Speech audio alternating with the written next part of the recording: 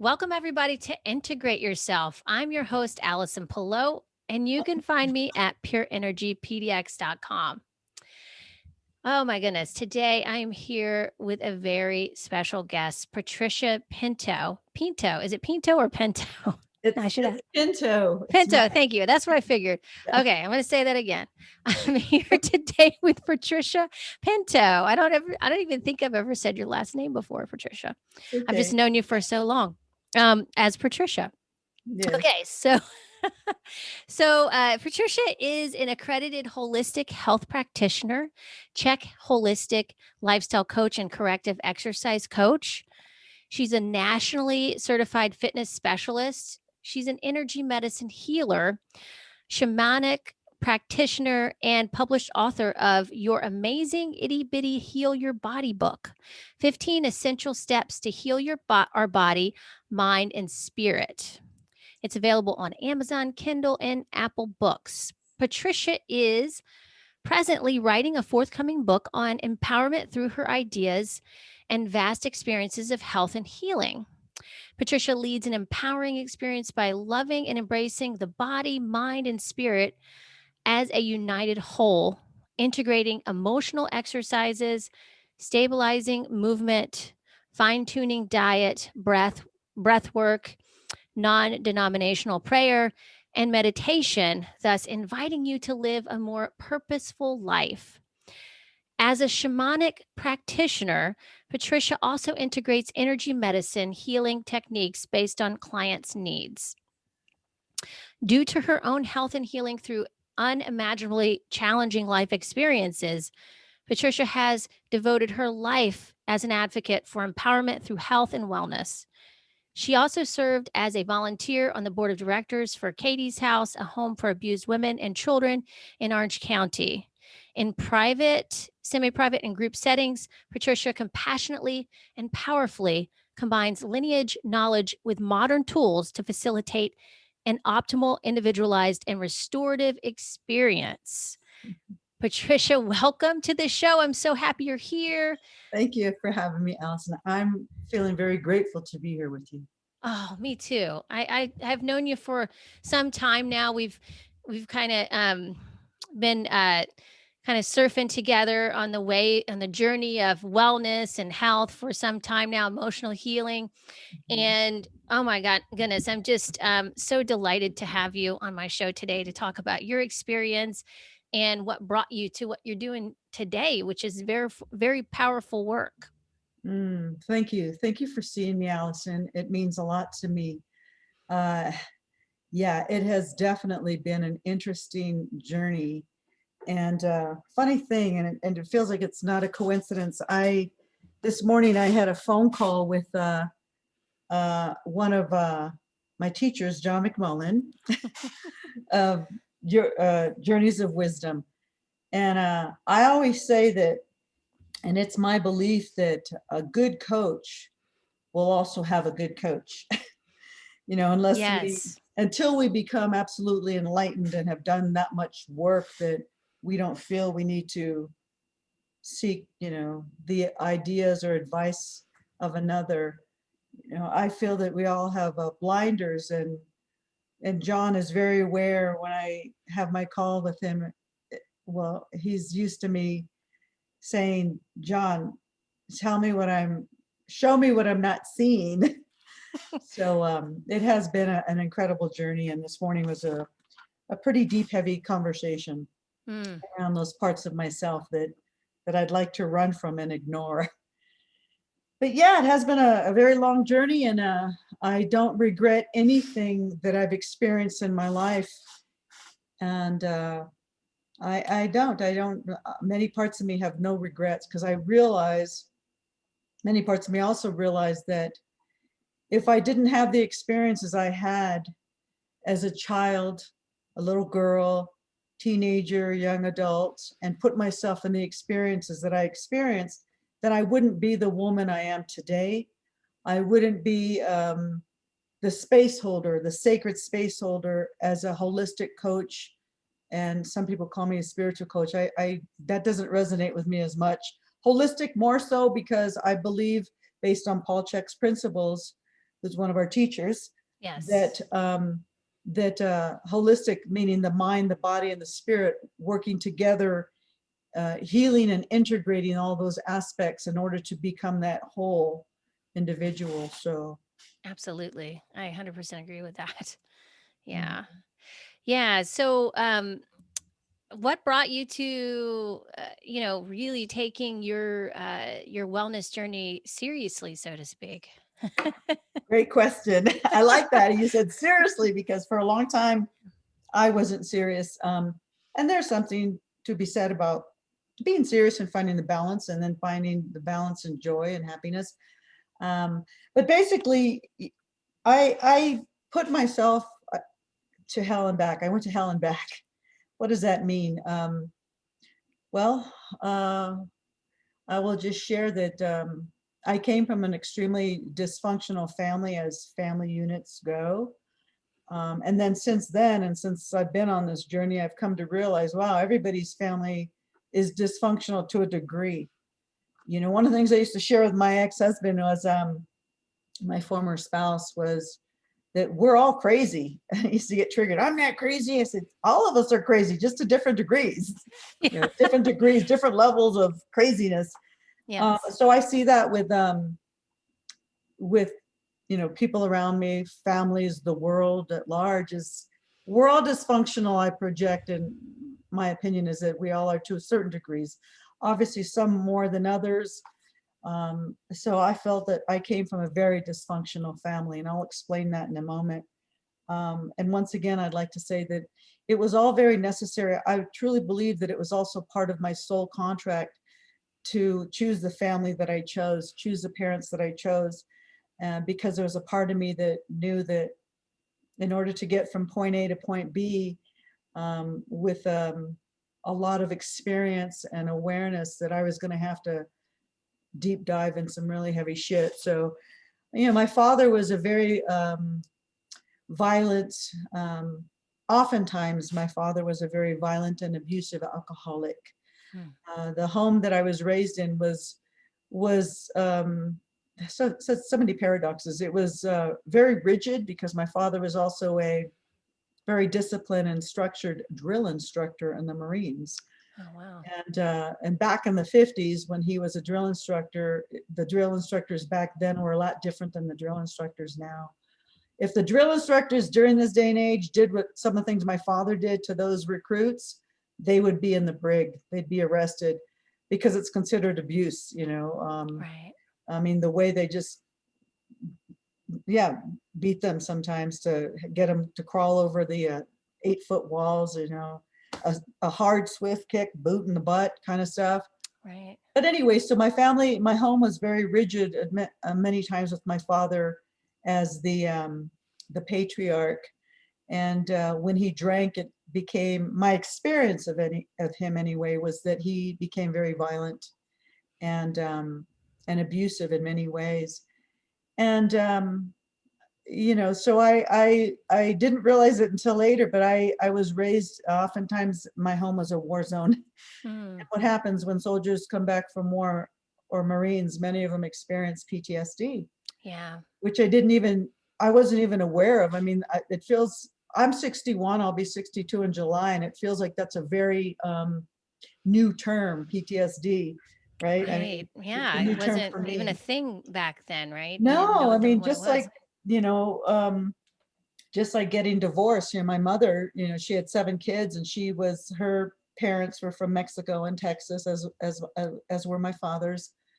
So, and they were very, Catholic and Latino. So the last thing you were to do was to have the courage and the strength to stand up to the man in the house, Oh, right. speak take your power, and get divorced. So they were together for a while. And there was a lot of trauma that happened in the home. I had mentioned, my father used to beat my mother when he was drunk. And the paradox is that there were times when he was very demonstrative. I mean, my father was the reason why I got into health, wellness, and fitness.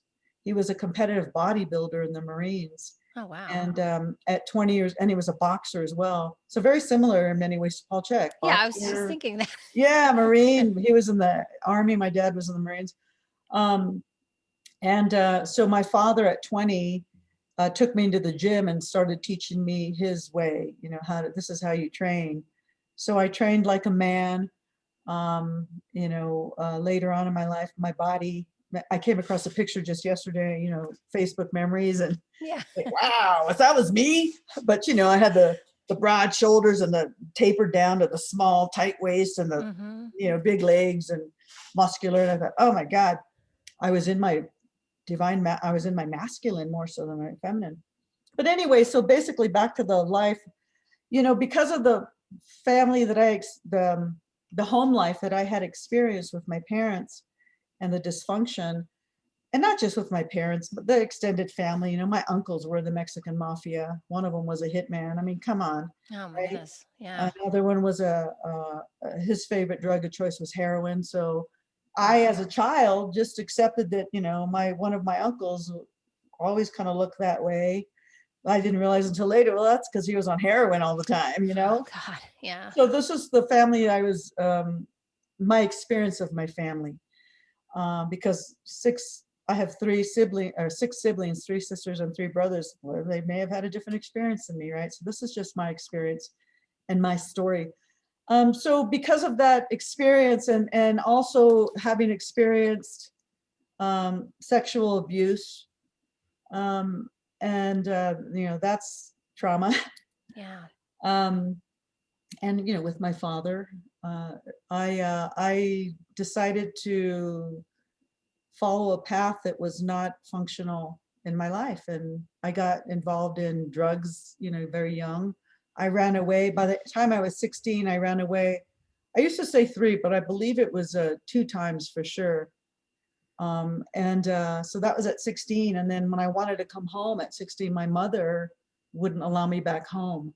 Mhm. So I got kicked out of the tribe. And Allison, we know what that means. Nobody wants to get kicked out of the tribe because then you're going to die, right? How do I Yes. survive? Survival mode. Yep. Exactly. So I didn't have any direction. My parents, they were not formally educated or college bound, none of them, or my ancestors. So, they were laborers. My father at one time worked 3 jobs to feed the family.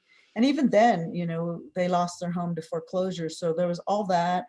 you Wow. know Yeah. my sister shared a story that she recalled about two of my sisters about the deputy sheriffs coming over one afternoon on a Saturday, when everybody's out playing in the yards, and on the streets, the neighborhood, because Saturday cartoons, and then you go play all day.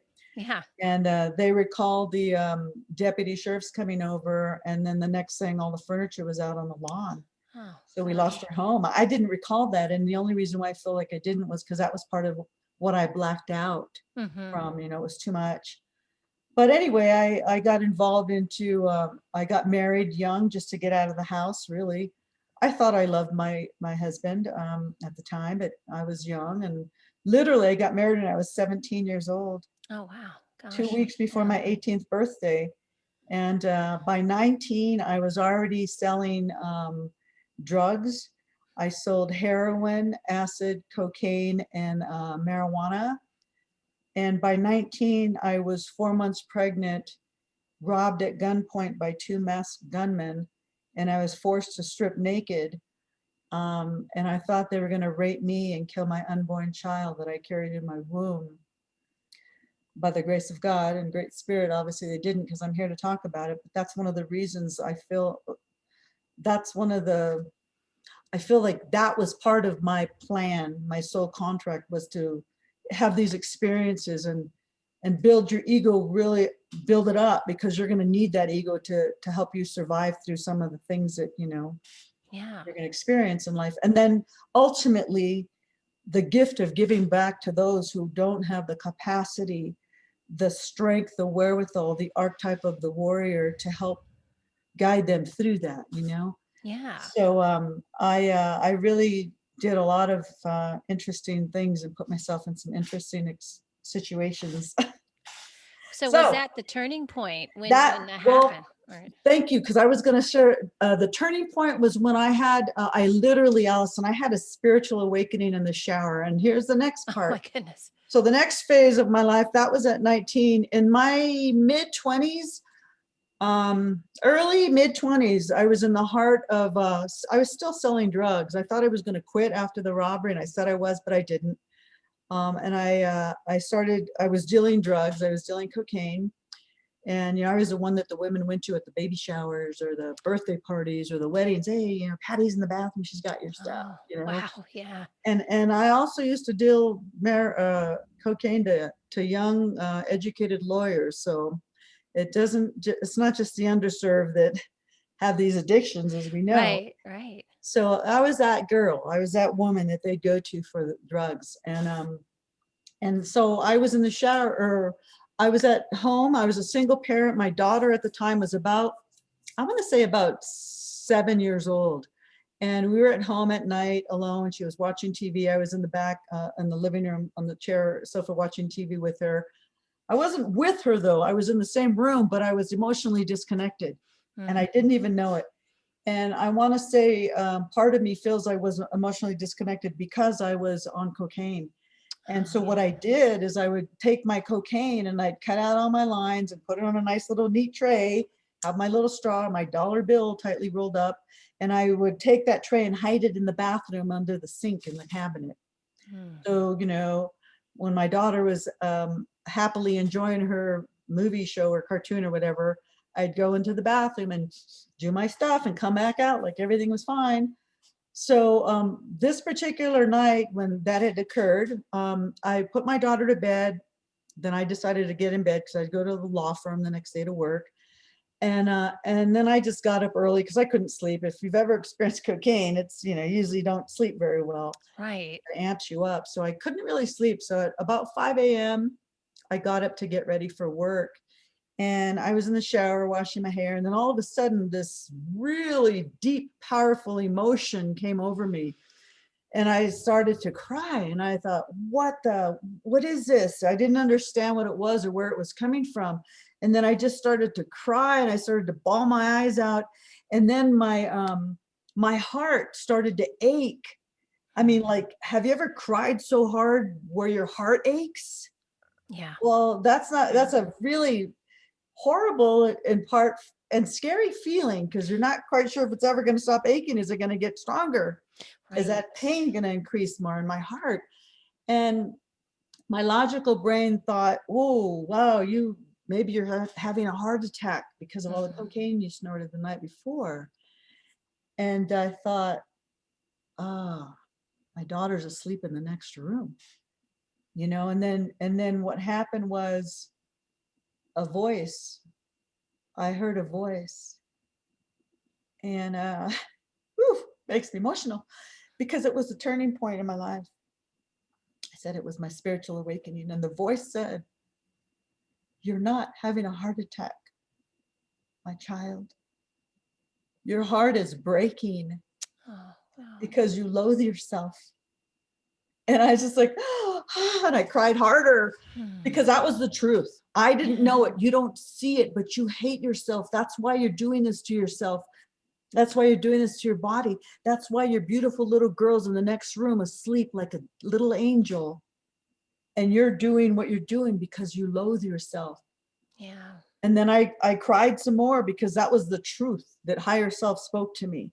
That was the truth that spirit revealed to me through my higher consciousness and my broken heart that I didn't even know was broken. And I acknowledged that, wow, yeah, that rings true, and I cried and I don't know, I must have rocked. And then as I started to come out of some of the emotion, the deep emotion, I audibly spoke the words, "Dear God, you have to help me because I can't do this by myself." Yeah. And then, I finished and the experience started to dissipate and I got myself together, got out of the shower, resumed my day and took my daughter to school, went to the law firm to work. And I didn't quit right away. But within a few months after that experience, I was at a bar and that was me, last call for alcohol, sit at the end of the bar, had a lot of extra money to spend because the drugs I was dealing. Oh yeah, I'll buy this round, I'm such a badass. But that night, I remember standing at the end of the bar and I was looking around. I wasn't drunk, and normally I had a good buzz going. I never got drunk. Well, that's not true. I rarely got sloppy drunk like that I couldn't drive home. So I was coherent enough to realize my feelings that I was experiencing. And all of a sudden I realized, what am I doing here at this bar at this hour? This doesn't even feel good to me anymore. Yeah. And that was like the last time I ever put myself in that situation, that I just stopped doing cocaine. And a lot of people who go through addictions and the 12-step program don't understand that. It's like, yeah, I truly believe that our creator made our bodies and our minds, we have the capacity to heal. Yeah. Sure, it's beautiful to get outside help and support, but ultimately it has to come from here, here, Yeah. here.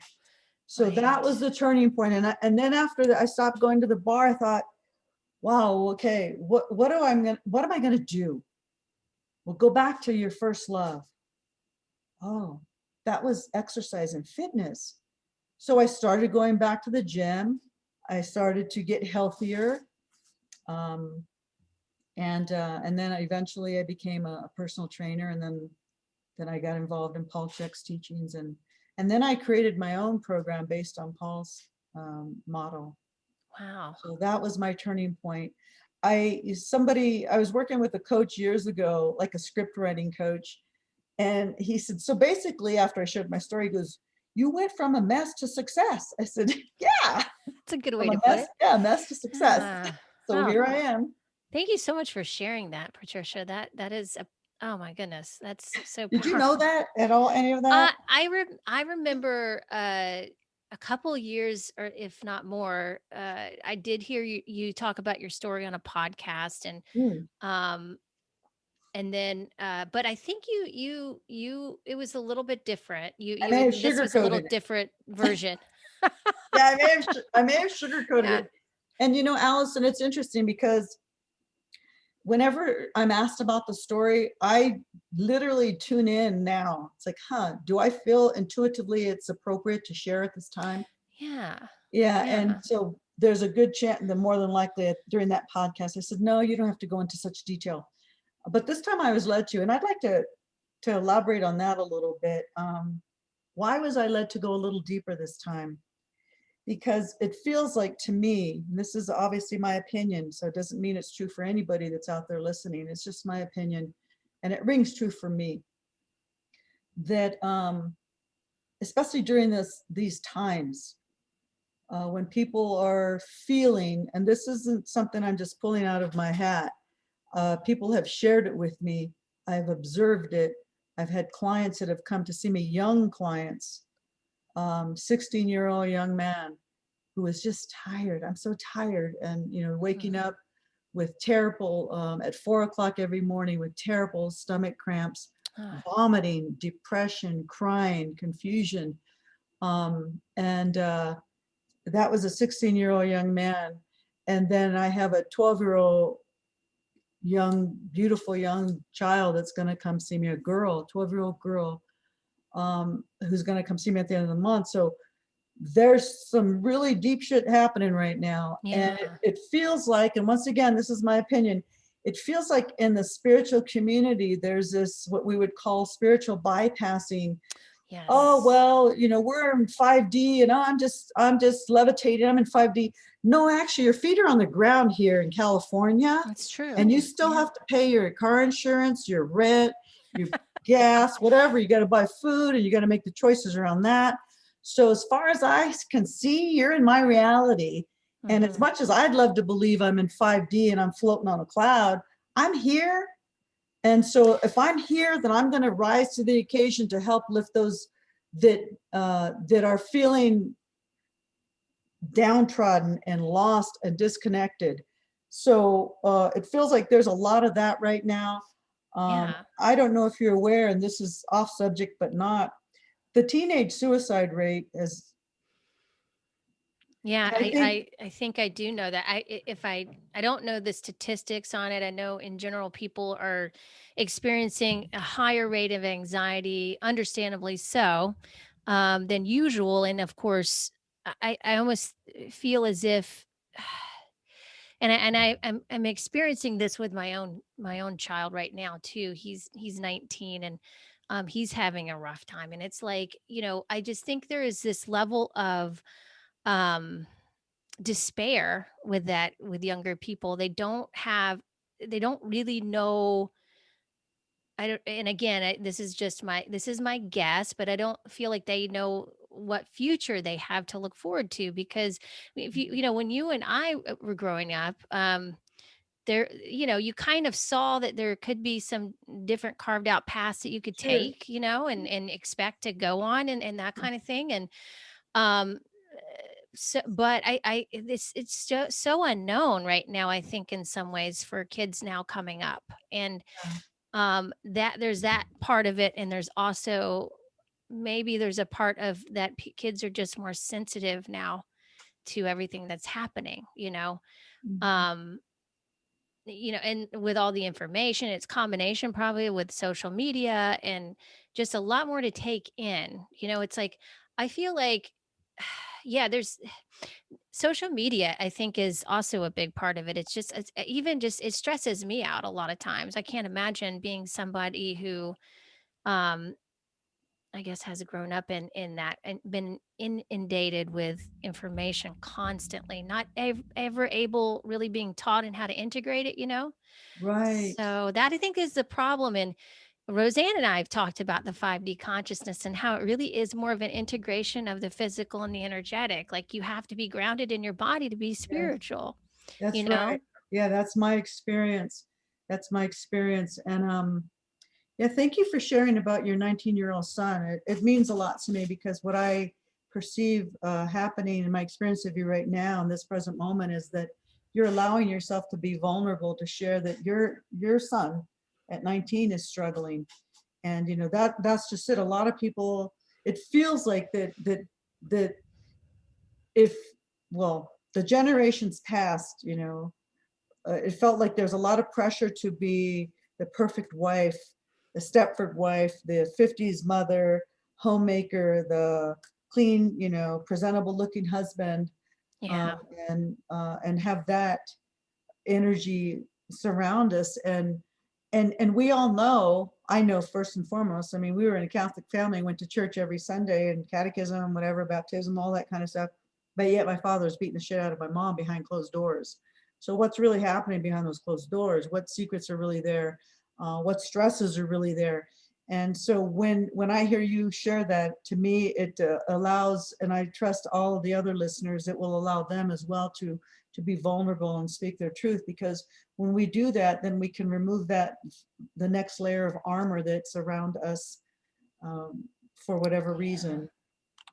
Yeah, absolutely. Yeah, I also, what comes to mind when you say that, Patricia, is there is, I believe, there's a lot of deep programming that I think is also is fading away. Like, one of them is expectations and obligations, I think, and so my guess is that when one thing like that fades away, a big program like that that's been a part of our society for generations, what takes its place? There's this void time where, like, okay, the unknown, like, what are we going to replace that with? Like, what's the, Yeah, so it's almost like there could be maybe even an ungrounding aspect to um younger people kind of trying to figure out, okay, like, what can we grab onto here, and but I think it really is going to come down to more of them learning how to manage at an earlier age their physical, right? yes, thank you for that. And Allison, I don't, well, probably about a month ago, I was in this area, my little office area off my living room, dining room, and I was in a meditation, but it wasn't, your usual or my usual meditation, closed eyes, and no mind and focus on the breath. It wasn't that type of meditation. Because for me, meditation comes in many forms. It can come in while I'm washing dishes and I'm meditating on a beautiful experience I had with my granddaughter or my daughter. And so in this particular meditation, I was expressing my vulnerability and my anger with source. And I even hit the floor. What do you want from me? I canceled 3 of my women's retreats during this last year, 2020. For whatever reason, you can call it COVID, people didn't have money, or maybe I didn't want to show up. So whatever the reason was, those 3 retreats were canceled. What do you want from me? Do you want me to stop doing women's retreats? Right. Okay. And I was just waiting for an answer. It didn't come. A couple days later, I get a story. My daughter shares a story with me. My daughter lives in a very affluent South Orange County community, family-oriented community called Ladera Ranch. And even in the community itself, they have a couple gated communities. It's very exclusive. It's designed specifically for families with, skate parks, water parks, huge libraries, public libraries within their own community, a pool on every corner, a water park, you name it. It's specifically designed for kids. Everybody has Wi-Fi already built into the houses, blah, blah, blah. But anyway, and I was going to go over there. I was scheduled to go to her house 2 full moons ago, because part of what I do is some shamanic rituals, practices, and ceremonies, I should say. And my daughter called me that morning. She says, Mom, change of plans. We're still going to have the ceremony, the full moon ceremony, but we have to change the location. Okay. And, part of me was bummed because the location, I've done a ceremony there before. It was awesome. Big backyard pool, a fire pit, everything that you needed for that kind of a fire ceremony. And she says, I just want to let you know that this particular woman, I won't mention her name, but she's just a good friend of my daughter's.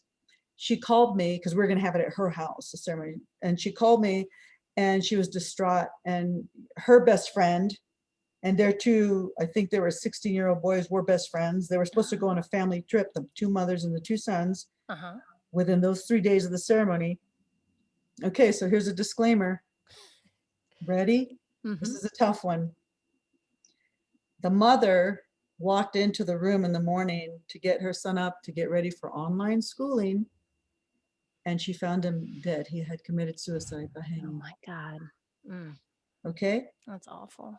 The same week, another woman, a mother of 2, 16 and 18, did the same thing, committed suicide the same way. And then the following week, another teenage girl from one of the prominent Catholic high schools committed suicide. So this is the stuff that we're not talking about. Yeah, but people yet aren't talking people about are that. feeling it. Yeah. Right. Why, So what do you is it think gonna is take? going on, Patricia? What do you think is going on? What I think, whenever I get the chills, that spirit resonating with me, and I have the chills all over my body right now. So here's what I feel is going on. This is what has spoken to me. Because for all, you talk about programs being dismantled. Well, there's still a lot of programs that aren't.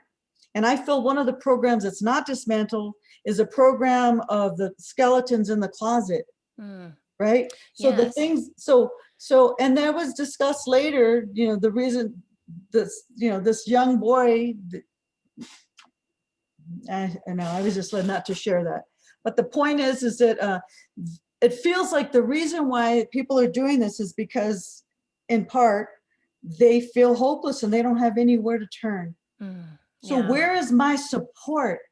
Right. The general support for our young generation, for this 12-year-old, beautiful, intuitive, highly intuitive, artistic child that's going to come meet with me at the end of the month. Where's her support? Sure, her parents give her support. They love her. That's why they're bringing her to me or to somebody else, because they love her dearly. They want to help her, but they don't know what else to do. Yeah. Sometimes we need outside help, and so, and they don't have the tools that I have or that you have or that Roseanne has. So it takes a village, right? Yes. And so, what's happening, I feel that the people that are making the decision in part to take their lives, they are they're feeling hopeless, and I don't want to go much deeper than that because it could be, the idea of, getting some kind of revenge, but that's a Yeah. whole other topic, so forget that one. Right. So yeah, I mean, Yeah. so Allison, what Source brought to me when what do you want me to do? Yeah. Do you want me to keep working with women? Because Right. that's what I came here to do. Yeah. Well, if there's been a timeline shift, we're going to shift you over here, my love. So now I have 12-year-old girls coming to me, 16-year-old boys. Oh, And right. now I'm offering a retreat for that demographic. They're going to do the same thing that the adults do. I'm just going to meet them on their level. They're Wow. going to walk away with powerful tools based on the check principles that turned my life around. Yeah, that's Not great. long ago, after I, walked away from my, maybe approximately, let's say 10 years after I walked away from dealing drugs, I was introduced to Paul Chek's teachings. So yeah, there's a lot of support that needs to, well, I feel that people are begging for it. They're just in part maybe afraid to talk about it. But if we don't talk about Yeah, it, then how do we have, John McMullen teaches we can't change what we're not aware of. exactly. How can I help anybody? You got to come to me with their truth, honesty and vulnerability. And then, that old parrot, that the story or the phrase, the truth will set you free. Just bring your heart, open your heart and be vulnerable. That's all I ask. And if you Yeah. don't know how to do that out in the fucking world, I'll hold sacred space with you because we can do it together. Yeah, that's amazing, Patricia. And I couldn't agree with you more with the fact that younger kids really need that kind of support. It's beyond parents, like you said. It's the community support in a way, and giving Mhm. them tools to be able to navigate really a very different reality that we grew up in. Very different. Yeah. Yeah. And Allison, I'd like to share that or add, because you had mentioned it. I thought I heard you say that you feel, and I agree with you, that the social media, the constant attachment to the smartphones, iPads, there's a big disconnect there. Yeah. You know, when I was a child, I'll never forget the joy of hearing my mom say on a Saturday morning after cartoons, "All right, 7 kids out of the house and don't come home till the lights come on." Right. Right. Yeah, we'd take our bikes, our skateboards, Yeah. our balls, and we'd be gone. We'd probably run home for a stinking bologna sandwich and Yeah. mustard, but we needed to eat something. And I remember taking my bike and going over to the local little dirt spot before they built the Alpha Beta. Back then it was a store called Alpha Beta. And ride my bike over the hills, and my friends would all follow, and it's like, kids don't do that anymore. It's Yeah. very rare. I mean, when I go visit this community in South Orange County and I go by the skate park, yeah, I see kids out there, but mostly if they're not, on their skateboards for a couple hours at the skate park or riding their bikes over there, what do? Right away, ding, ding, ding, ding, ding, ding. And Yeah. this is a disconnect, It's very limiting. Yeah, very limiting. Yeah, Yeah, you rarely see kids that are really free range kids is what I call it, I like it. because Yes. because it's really interesting. My family and I took a trip to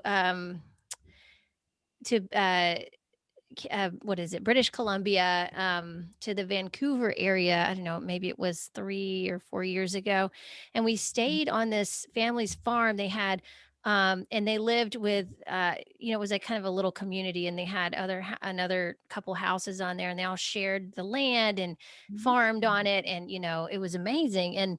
Um and like in the morning, the kids would just immediately run out the door and not even look back. And they look like, because I we actually one of the kids went on a hike with us one day, because our kids started getting along really well, and they were playing together and stuff. And they were like, oh, he wanted to come with us on the hike, so we did. And anyway, but going back to watching them run right out the door, I've never seen anything like it. It reminds me that we just there's not very many opportunities for kids to just run free. So these kids ran out this door. It was like they were in an obstacle course. I thought I was watching parkour. They jump over this, the dog's running with them. They go up the tree, they drop down off the tree, perfect landing, keep running. It was just Yeah, like, oh my God. Like these kids were like 5 years old. I was just yeah, like, that's whoa, like that's how beautiful. kids are supposed to be, right? Exactly. That's And beautiful. yeah, it was just it really got me to think, like, kids I don't ever see kids move like that. No, and one of the things that with this whole um pandemic is that, oh, stay away, Yeah. social distance, don't hug, don't, no more team games, sports, no more, visiting grandma and grandpa. And so there's even more of a disconnect with that, Yeah. so basically what they're saying is no more tribe, Yeah, pretty no more much. tribe. Wait a minute, but that's how we started. We were a tribe. Yeah. Our ancestors were in tribes and their ancestors, right? So how can you take us away from, we're human, we want to connect, we want to have a hug every now and then or all the time, or we want to smile and look into each other's eyes, and see those beautiful teeth and that smile, Yeah. we want to see the Yeah. sparkle. And I had a conversation with a client that's coming, a woman, a client, an older client that's coming at the end of the March 1st, and she said that she has her two grandchildren. I don't recall the ages.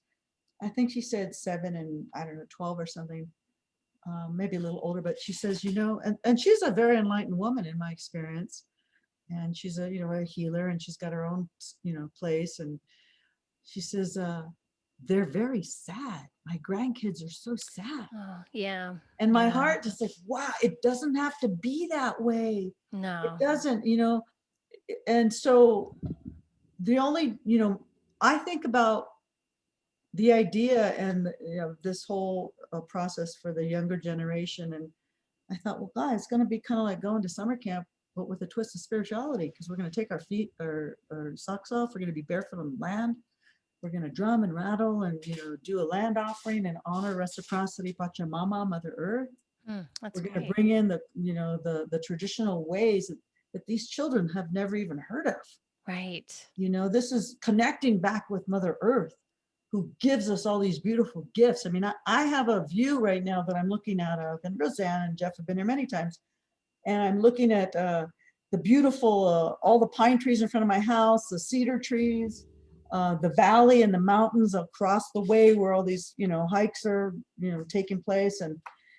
And this morning when I was looking out and I was watching, because we had wind this morning, and I'm at probably about 5,600 feet. But we had a good wind going, and I was watching like at least eight of these huge black, beautiful, shiny black ravens dancing and playing. And I even went outside, tried to capture it on my video phone, but they're so fast, it was really hard. And then I came back in the house and sat at my desk, and I was like, I was overtaken with gratitude for all this beauty that we have around us. It's free, Yeah. Right. and that's, the Japanese, apparently, if it's true, the rumor is that there are certain physicians in Japan that are prescribing foresting, Yeah. right? Yeah. So what does that mean? Go out in the forest and just connect with Mother There Earth. is some really great medicine there that to be had. I know every time I hike, it just feels so good when I'm Yeah. out there by myself um and really I mean there are 2 or 3 hours, hiking, and I don't have my phone on. It's on airplane mode. I take a picture once in a while, but Yeah. other than that, I'm not doing anything with my phone, and I don't even think about it. Mhm. So if we could have more opportunities like that, and especially for younger kids, just to realize, like, I remember when I was a kid, like nature was so amazing to me. Like that was my life. I just wanted to be in it all the time, and I was so fascinated with it, and I just it's hard for me to imagine that now that's kind of been replaced with technology for kids a bunch. Like they don't have the opportunity all the time to really get immersed in nature, because for us that was really all we had. That's we didn't really have any other choice. So it was, first Yeah. of all, it was great, but it was also an easy, choice there. So, but Mhm. now, and I also had a discussion with my kids this morning. I was like, and they tend to agree with me. Phones are not as awesome as we think they are. I mean, I look at my phone, I'm like, well, this is pretty cool. I mean, I think about, the things I can do with it that I'm really grateful for that I couldn't before. It makes things much more efficient and so forth. But does it really give me that much more of quality of life? No, Got a great it really question. doesn't. I'm like, I really have been asking myself that lately because it just isn't doing it for me. It's not like, so I think more of us might want to ask ourselves that question, like how much real quality of life you're getting from this. And if you're, I'm not saying not use a phone. Obviously, we kind of need to use one right now, but how much is that driving your life? How much Right. focus are you putting on that? Mhm. Yeah. And I think that's just a skill that like a refocusing is a skill that kids don't have. Like they don't have any kind of discernment around that. Right. And the thing is, Allison, is that um, some parents, my daughter included, are starting to monitor the time that they're on their devices, which is Mhm. good because there was a time like Bella, my granddaughter's Bella, can you put that away so we can talk? Okay, Lita, but then when Right. she put it away, then my inner 8-year-old would show up, and so we would giggle and laugh, and one of the things she likes to do is climb on my back and carry me around. It's like, well, Lita's not that strong anymore. Okay, I can still do it. I'll integrate, but Yeah. so what happens when a parent starts to put limits and boundaries on the time spent with those devices, then they, like you said, what do they replace it with? Mhm. So Right. perhaps that means that they have to learn how to be more in communion, if you will, with their child or their teenager. And in my daughter's case, she has a full-time home. She has a full-time career. She just bought a business, so that's different. Although, and she loves it. She has joint custody of her daughter, but still, she has her daughter mostly. She also helps her daughter with pitching. She's a catcher, when she's Oh working with a yeah. pitching coach. She's with the Girl Scout troop. She's got to get my granddaughter to art, Girl Scouts, pitching, and math. So my daughter's very busy with all that stuff. And then on top of that, you got to homeschool. I know. I know. So when that homeschool thing was happening for my daughter was like, oh, I didn't sign up for this. Right. So it's also a program shock, if you will, to the parents that aren't used to spending more time with their kids that way. This Yeah. whole it feels like this whole virus thing was in part. It feels like it's actually in many ways a blessing in disguise because I feel it's an opportunity. It's an Yes. opportunity to lift, to evolve, to awaken, to transform, to create new ideas. You know. Absolutely. I agree. I agree. Yeah, it is hard on the parents too. And I think that obviously sometimes parents need the technology to help them with their, Yeah. being a parent. Sometimes they need a break. I totally get that. I totally understand that.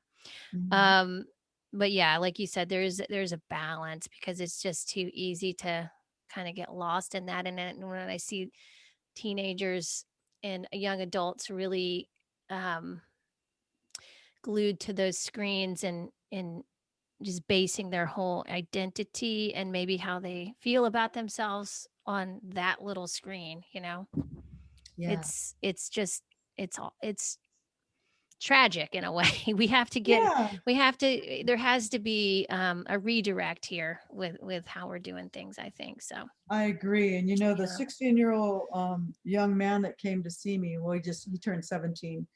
One of the things he shared with me, because like I said, I'm not here to heal anybody. I just know I've been taught by our teachers to ask the right questions. Yeah. And then the layers can start getting, being peeled back. Well, one of the things he shared with me was I've decided that this whole social media and being on my phone is too much. It was too much for him. He had enough awareness um, and intuition to see that for himself, but many of them his age don't see that. And it's, one thing to the next. Yeah. So he broke off, he disconnected himself from his cell phone, and he deleted a lot of the apps. And he only uses it as needed, like, for directions or, stuff like that. But he's not on it the way he was. And has shared that ever since he's been off it, he feels a lot better. That's He's amazing. sleeping better. So there is something to all this, these smart technology. And there's a shadow and light to everything, right? So the Yeah. shadow is that the kids are disconnected, and adults as well. And what happened to the family unit and talking at the dinner table and having a conversation? How you doing? Why'd you feel that way? What's going on? That kind of stuff. Yeah. What happened to that? And now it's like, everybody's at the table like this, and they're forced to put their phones away. Yeah. Forced. Yeah, sure. So Yeah, yeah. That's yeah, it's something to work on because again, we haven't really it's a fairly new phenomenon in our society. So, it's something that we need to learn how to use more responsibly, I suppose. Um, but yeah, so we're coming up on the hour, Patricia. I would love for you to share share your book. Like, tell me a little bit about the uh, book and and how I think it all relates to what we've been talking about, though, because we're talking about yeah. foundational practices for people, really getting grounded in the body, right? And that's, uh, yeah, Yes. So this is it. I don't know if you can see that, but yeah, the okay. amazing itty bitty heal your body book. I love it. So basically, look how thin it is. And I think Yes. it's probably smaller than a 5x7, something like that. But when my publisher asked me if I could write the book on fitness and on health and wellness, I said, yeah, no problem. I have 40 plus years of experience. Well, back then a little less, but because I wrote it about 4 years ago. And she says, okay, but it has to be 15 chapters. Okay, okay, um, no problem. Well, each chapter has to only be 2 pages. How am I going to do that? How am I going to take all my knowledge and experience and put it in this? She says, okay, hold on. The first page is the topic. So, okay, step 7, conventional foods, right? Uh-huh. And then there's like some little paragraph talking Oh, about what yeah. it means. And then the next page is just a page of pure tips about why you don't want to eat conventional, I love or that. here's a tip as to how you can switch. So that's what the book is about. It's a holistic approach. And one of the things that came to me when I was thinking about how am I going to get all that information in this itty bitty book, Yeah. and what came to me was, okay, it was like a vision. Envision this morbidly obese, so 300 plus pound woman, morbidly obese woman living in the heart of the Midwest Mm-hmm. with 7 little kids running around her. I lived in the heart of the Midwest at one time. I lived in a trailer. My mother had 7 little kids running around her. And when my mom couldn't take it with all the 7 kids and we couldn't go out of the house because it was dark or whatever, what would she do? She'd go in the bathroom, shut the door behind her, and lock it.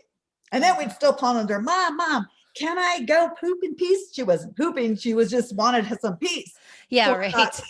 yeah, somehow, some way, that morbidly obese woman in the heart of the Midwest is going to get a hold of my book. She's going to lock herself in the bathroom and she's going to sit with it. And one tip at a time, she's going to start to transform her life. And That's it was easy wonderful. to write. So I it's love all it. holistic stuff. That's So that's what, fantastic. yeah. I Thank love you, Spirit. the vision you had there. That's great. That's Yeah. So thank you for well, asking. thank you, Patricia. And how please share leave everyone with your offerings and a way to contact you if they're interested in working with you as well, please. Thank you. Okay, so my website is divinemountainretreat.com. So that's DIVINE mountainretreat.com. Okay. And then I have my email address on there. I think even my phone number. Yes, So I'm not shy receiving phone calls from strangers as long as they're going to talk about transforming their lives through health and wellness and holistic lifestyles. And because if you're listening to this podcast and you want to work with me, whether it's coaching one-on-one private at my beautiful Eagles View Healing Sanctuary up there in the mountains, then I would offer you a lovely value. So because you're watching the show with Allison. Nice. Well, thank you, Patricia. Thank That's you, so Allison. wonderful. I appreciate it. I had the best time. So thank you. Thanks for coming on Thank you and very sharing. much. Yeah. And have a beautiful rest of your week. You too. Thank you. Thanks. Thanks, Patricia. That was wonderful.